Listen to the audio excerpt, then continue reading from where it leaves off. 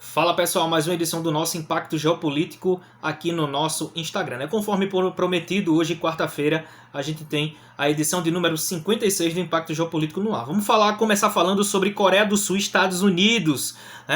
Coreia do Sul e Estados Unidos dispararam 8 mísseis balísticos em resposta à Coreia do Norte. A Coreia do Norte disparou 8 mísseis balísticos no domingo, e logo na segunda-feira Coreia do Sul e Estados Unidos responderam a essa demonstração de força da Coreia do Norte. Vamos lá, vamos ver esse texto aqui que eu preparei aqui para vocês, para tentar exemplificar melhor sobre isso, trazer um contexto melhor sobre isso. Vamos lá. No domingo, Pyongyang é a capital da Coreia do Norte. Pyongyang fez testes com o lançamento de mísseis. E este fato aconteceu após a visita de Joe Biden a Seul. O presidente dos Estados Unidos visitou a capital sul-coreana, visitou Seul. E já na segunda-feira, após o domingo, quando a Coreia do Norte lançou esses mísseis balísticos, já na própria segunda-feira, em conjunto com a Coreia do Sul, os Estados Unidos dispararam a mesma quantidade de mísseis, 8, sendo 7 mísseis sul-coreanos e um míssil estadunidense, dos Estados Unidos. Os lançamentos ocorreram em resposta à Coreia do Norte. Os mísseis caíram no Mar do Japão, e a ação durou 10 minutos. O próprio comando do Estado-Maior sul-coreano disse que lançou os mísseis para demonstrar sua capacidade de, abre aspas, responder rapidamente em momentos de crise, Funcionários de alto escalão da Coreia do Sul e dos Estados Unidos acreditam que a Coreia do Norte está próxima de realizar um teste nuclear. Complicado, Porque são países pequenos. A Península da Coreia, eu geograficamente falando, eu acho um espaço pequeno para se realizar um teste nuclear. Se realizar um teste nuclear ali, dependendo da proporção, dependendo da potência da bomba nuclear que for usada, que for estourada, a Coreia do Sul, a própria China, que é aliada dos Estados, a própria China, que é aliada da Coreia do Norte, a Rússia, até mesmo o Japão, que está do outro lado do Mar do Leste, que eles chamam Mar do Leste, que também é chamado de Mar do Japão, vai sentir em alguma significância a ação desse teste. Então, acho bem arriscado a Coreia do Norte fazer isso, ou vai ter que ser numa proporção bem pequena, tendo em vista que a Península da Coreia, o território, são territórios relativamente pequenos. Mas funcionários do alto escalão, de departamentos de espionagem de ambos os países garantem aí que a Coreia do Norte está próxima, o Kim Jong-un está bem próximo de realizar aí um teste nuclear em seu país. A Coreia do Norte ela vem demonstrando força não só por conta dessa visita do Joe Biden a Seul. O Joe Biden também visitou Tóquio, visitou a capital japonesa. Mas a Coreia do Norte ela não está demonstrando força somente em relação a isso. Ela vem demonstrando essa força após a posse do novo presidente sul-coreano, o Yoon Suk-yeol, que ele tem um perfil mais anti-Coreia do Norte. Ele tem um perfil, uma ideologia que é anti a Coreia do Norte, que não quer estreitar laços. O presidente anterior da Coreia do Norte, o Moon Jae-in, da Coreia do Sul, o presidente anterior da Coreia do Sul, Moon Jae-in, ele tentou uma reaproximação, ele tentava se reaproximar do líder do país norte-coreano. Mas esse daí, o Yoon Suk-yeol, ele já tem uma ideologia mais ao isolamento mesmo da Coreia do Norte, e ele tem uma série de ideias que são anti-Coreia do Norte. Então, vamos ver no que isso vai dar, os próximos capítulos que isso pode gerar. Vamos falar de Cúpula das Américas, México se recusa a participar da Cúpula das Américas após exclusão de países. Pois bem, a Cúpula das Américas é uma reunião entre os chefes de Estado dos países que fazem parte, que compõem o continente americano, das Américas do Norte, Central e do Sul. E essa Cúpula das Américas é uma reunião que tem o objetivo de ampliar as relações entre países, né, das próprias Américas, né, de integrar os países das Américas e também com o objetivo de facilitar acordos econômicos e cooperações econômicas entre os próprios países da América, né? Como essa reunião ela vai ocorrer na cidade de Los Angeles, né? Em Los Angeles ou Los Angeles, né?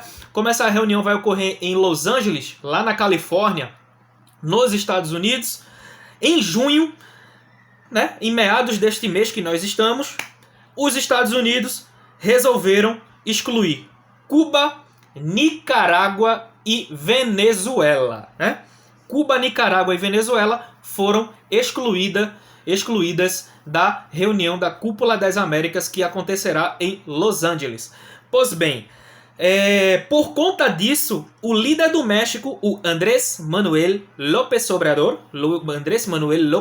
né, o André Manuel López Obrador, disse que não irá participar da cúpula. Abre aspas, né? Ele disse: "Não vou à cúpula, porque nem todos os países das Américas estão convidados. E acredito na necessidade de mudar a política que se impõe há séculos. A política da exclusão", fecha aspas.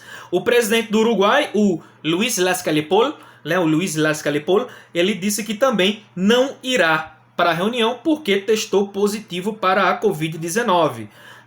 Os presidentes de Honduras e Guatemala também não devem comparecer em solidariedade aos países excluídos, né? Cuba, Nicarágua e Venezuela. O líder da Bolívia, o Luis Arce, também não irá caso não haja representantes de Cuba, Venezuela e Nicarágua, né? Pois bem, os Estados Unidos ele justifica que excluiu Cuba, Venezuela e Nicarágua por esses três países não serem democráticos, serem países antidemocráticos e serem ditaduras.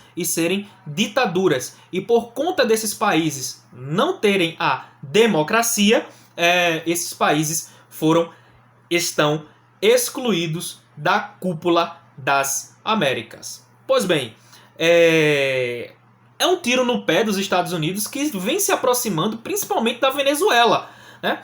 Vale lembrar que quando houve agora, né, a imposição de sanções contra a Rússia, o próprio governo do Joe Biden, que está excluindo a Venezuela da Cúpula das Américas, foi para Caracas, foi para se encontrar com o presidente e ditador da Venezuela, o Nicolás Maduro, com o objetivo de pedir pinico para que ele forneça petróleo, para que o petróleo venezuelano venha suprimir a ausência do petróleo russo que está sancionado, né? Porque existe uma proibição de compra do petróleo russo lá nos Estados Unidos. Então, eles vieram pedir pinico para a Venezuela, que não tem condições nenhuma de produzir petróleo, porque a produção de petróleo da Venezuela está completamente sucateada por conta de sanções anteriores impostas pelos próprios Estados Unidos, né, na época do Donald Trump. Então, é um tiro no pé, né? Porque a Venezuela ela tem a missão de fornecer, por pouco que seja, ela tem a missão de fornecer petróleo aos Estados Unidos, aquele petróleo que a Rússia não pode fornecer mais. Aí vem o Joe Biden, que foi pedir arrego para o Maduro fornecer petróleo para eles, né? Esquecer esse negócio de ditadura, esquecer que eles são oposição, ser paz e amor e eu quero seu petróleo. O Joe Biden ele faz essa propaganda e chega à Cúpula das Américas, ele faz isso. Então a Venezuela ela pode interromper, por decisão própria, o fornecimento de qualquer litro de petróleo que ela fornece para os Estados Unidos. Fornece pouco petróleo, mas fornece. E isso fará falta, principalmente porque os Estados Unidos é um grande mercado consumidor. Então, para mim é um tiro no pé isso que o Joe Biden fez, né? Excluir a Venezuela, que vem aí, querendo ou não, tentando substituir a Rússia em fornecimento de petróleo para esse país, né? Infelizmente. Né? O presidente de Cuba se manifestou. O Miguel Díaz-Canel, né, que é o presidente de Cuba, né, na família Castro, não faz mais parte do governo cubano, né? O presidente de Cuba, o Miguel Díaz-Canel, disse que o evento já é um fracasso neoliberal. Abre aspas, né? Ele disse que esse evento já é um fracasso neoliberal. Né? E a oposição cubana, que não tem representatividade em Cuba, mas existe a oposição cubana, disse que o governo de Cuba, né, acusa o governo de Cuba de protestar quando é excluído, mas ele exclui quem protesta lá, né? A gente sabe, né, que qualquer protesto que acontece lá em Cuba, ele é reprimido pelas forças do governo cubano, né? E, enfim, como Cuba é uma ditadura, né, uma ditadura socialista, né? O governo cubano ele reprime qualquer tipo de manifestação que é contrária à sua posição de Estado, contrária à sua posição de governabilidade. Então a oposição ela faz, vocês estão protestando? Vocês estão protestando, né, contra a exclusão dos Estados Unidos, mas vocês excluem e reprimem quem protesta aqui contra a repressão do governo de vocês. Então, são situações assim bem curiosas e enfim, vocês entendem. Mas, para mim, essa cúpula das Américas vai ser um fracasso. Vai ser um fracasso porque Joe Biden faz essa política de excluir esses países. Não excluiria, né? Mesmo sendo ditaduras, a Nicarágua é uma ditadura lá do Daniel Ortega, Cuba é uma ditadura, a Venezuela, enfim, tem esse perfil ditatorial, eu não excluiria, né, principalmente a Venezuela, por ela, de certa forma, estar suprimindo um produto que os Estados Unidos tanto precisa, que é o petróleo. Mas vamos lá. Vamos comentar sobre as chuvas em Recife, né? As chuvas aqui em Pernambuco, melhor dizendo, né? Eu falei que faria comentários pouco mais contundentes. Recentemente, né, após esse advento das chuvas, eu fui questionado, não, por que o Estado ele não põe fim? Isso tem solução, essa questão da queda das barreiras. Eu vou falar sobre a queda das barreiras. Primeiro eu vou falar aqui sobre o número de mortos. Pernambuco já tem 129 pessoas mortas por conta dessas chuvas, né? E a gente já sabe que o saldo dessas chuvas ele já é muito pior do que o da cheia de 75. Essa cheia, que inclusive lá a página Recife Ordinário postou, né? Essa cheia que nós tivemos agora, né, que a gente costuma chamar assim de cheia, né? Ela já é pior do que a enchente que teve aqui em 1975. Ela deixou essa cheia de 2022 já deixou um saldo de mortos maior do que a de 75. Já temos 129 mortos e 128 mil desabrigados e desalojados. Então, essa chuva ela trouxe já dimensões catastróficas socialmente aqui para nossa região. E algumas pessoas me perguntaram: por que o Estado, que tem tanto dinheiro, que tem tanto, consome tanto dos nossos impostos, não põe fim, não resolve essa situação das barreiras? É simples. É simples. Vamos lá. Lona em barreira é solução paliativa. Construção de muro de arrimo é definitiva. Existe solução para conter a queda de barreiras aqui na nossa região. É só construir muro de arrimo, colocar geomanta, fazer impermeabilização, enfim. Isso são soluções de caráter definitivo, a menos que haja uma infiltração no muro de arrimo e esse muro venha a cair, né? Mas essas soluções são soluções definitivas. E o Estado, em sua essência, ele não quer isso, ele não quer resolver o problema. O Estado quer medidas paliativas. E a maior medida paliativa para a contenção de encosta é colocar lona, plástico. Isso adianta de alguma coisa? Não. Até porque o próprio plástico, ele, por conta do desgaste, por conta do tempo que ele vai ficar exposto, ele pode sofrer com infiltração, pode rasgar, enfim. E existe uma coisa chamada licitação. Há uma licitação do governo para a produção desses plásticos. E o Estado, ele vai sempre ficar solicitando a produção desses plásticos para fazer a encosta, né, cobrir lá a barreira. E enquanto tiver esse tipo de situação, o Estado ele vai comprar e vai superfaturar. Vamos supor que uma lona ela custe algo em torno de R$60. E o Estado, ao invés de comprar essa lona por R$60, ele compra essa lona por, vamos lá, 200, 300, R$600 e ele vai ganhar em cima. Ou seja, essas 129 pessoas que morreram foram vítimas da corrupção. E o Estado, ele é corrupto. A gente sabe, a geopolítica, ela trata sobre isso. Não estou falando de governante, não estou falando de político, até porque isso é uma conjuntura total aqui no Brasil. Mas a corrupção é a maior culpada dessas 129, por essas 129 mortes que houveram até agora em nosso Estado.